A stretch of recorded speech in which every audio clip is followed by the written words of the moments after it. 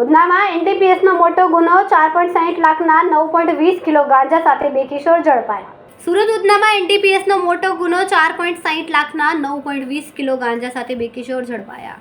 ઉધનામાં એલએનડી park નજીકથી બિહારના 2 સગીરોને રંગે હાથ ઝડપી પાડ્યા. પકડાયેલ સગીરો બિહારથી ગાંજો લઈને સુરતમાં બબલુ કુમારને ડિલિવરી આપવા આવ્યા હતા. પોલીસે મુખ્ય આરોપી બબલુ કુમારની શોધખોળ તેજ કરી છે. આ મામલે વધુ તપાસ ચાલુ છે. ઉધના પોલીસ સ્ટેશનમાં ગઈકાલે એક એનડીપીએસનો ગુનો દાખલ કરવામાં આવ્યો છે. હ્યુમન સોર્સથી અમારી પાસે ઇન્ફોર્મેશન હતી કે ઉધના પોલીસ સ્ટેશન વિસ્તારનો જે ભાટેના એરિયા છે એમાં એલએન પાર્ક સોસાયટીની પાછળ જે ખાડીવાળો રસ્તો છે એ ખાડીવાળા રસ્તેથી થઈને 2 ઈસમો નીકળનાર છે જે આ એનડીપીએસનો ગાંજાનો અથવા તો જે એનડીપીએસનો મુદ્દામાલ છે એ લઈને આવનાર છે.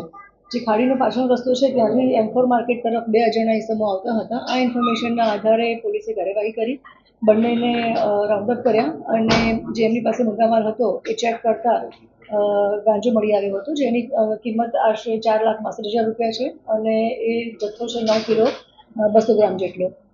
જે બંનેને રાઉન્ડઅપ કર્યા છે અને પૂછપરછ કરી તો એ બંને બાળ કિશોરો છે જે કાયદાના સંઘર્ષમાં આવનાર છે, જેઓ મૂળ બિહારના છે અને બિહારનો રોશન કુમાર જે સીતામઢીનો છે એણે આ મુદ્દામાલ એનડીપીએસનો ગાંજો એમને આપ્યો હતો અને કહ્યું હતું કે ઉધના વિસ્તારમાં જઈ અને હરિનગર સોસાયટી છે, હરિનગર વિસ્તાર છે, ત્યાં બબલુ કુમાર કરીને હશે એમને એને માલ આપવાનો છે.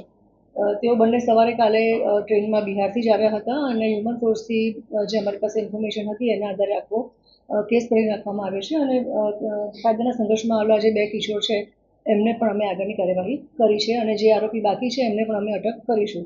પ્રાઇમરી જે ઇન્ટ્રોગેશન કર્યું છે એમાં એવો ખ્યાલ આવ્યો છે કે જે કાયદાના સંઘર્ષમાં આવનાર એક કિશોર છે એણે હકીકત આપી છે કે અગાઉ થોડા સમય પહેલાં એ 20 કિલો ગાંજો લઈ અને બોમ્બે પણ આપવા ગયો હતો. એનો મતલબ આ એક રેકેટ ચાલી રહ્યું છે, જે સંદર્ભે અમે ઊંડાણપૂર્વક તપાસ કરી રહ્યા છીએ અને આગળનું પણ જે આરોપી છે એને પણ અમે અટક કરીશું.